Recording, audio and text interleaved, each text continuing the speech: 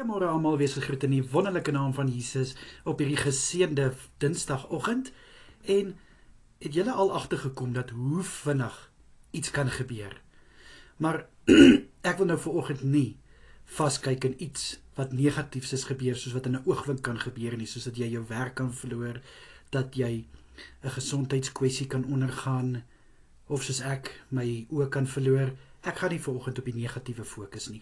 Ek wil op die positiewe fokus wanneer iets in 'n oogwink kan omdraai. In Genesis 41 vers 14 lees ons van hoe Farao vir Josef laat kom het uit die tronk uit en vir hom sy drome kom uitlê het. En toe Josef dit kon doen, Farao het hom aangestel as tweede bevel van Egipte. Hy het sy dogter vir hom as vrou gegee. Hy is vrygelaat uit die tronk uit. Ek dink nie eens Farao het geweet wat sy klagte teen Josef nie. Dit het nie vir hom getel nie. Hy's vry. Dink net, wat moes Josef nie daar gedink het nie? Hy moes gedink het, hoe's dit moontlik? Ek meen, 'n paar minute terug was hy nog in die tronk. Hy was vuil en hy was net waar hy nie moes wees nie. En skielik verander sy lewe in 'n oogwink. En kind van God, dit kan met jou ook gebeur. Jy wat op die oomblik in 'n seisoen is, wat jy voel, ek gaan niemand spesiaals kry nie. My finansies gaan nie draai nie. Ek gaan nie 'n werk kry nie. Dit kan in 'n oogwink verander.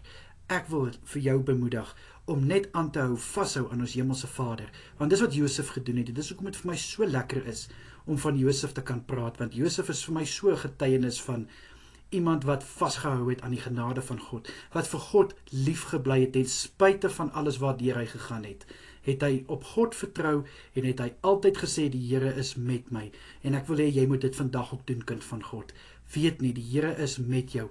Al is jou seisoen vandag winter en al is dit donker tye om jou, weet net, so vinnig, soos wat 'n mens 'n lig aansit, so vinnig soos wat jy jou oë knip, so vinnig kan jou omstandighede ook verander en jou situasie kan verander.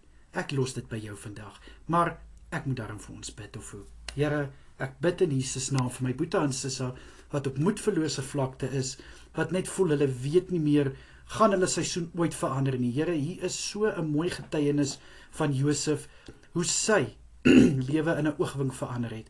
En ek bid, liewe Here, dat my boetie en sissa sal aanhou vertrou op U, sal aanhou glo dat hoe U wonderwerke kan laat gebeur. Ek bid in Jesus naam, dat hulle nie sal moed opgee nie, dat hulle nie sal moed verloor nie, maar sal vashou aan die genade van Jesus, in U kosbare naam. Amen en amen. Mag julle elkeen 'n baie, baie lekker dag hê, en kyk mooi na julle self. Totsiens julle.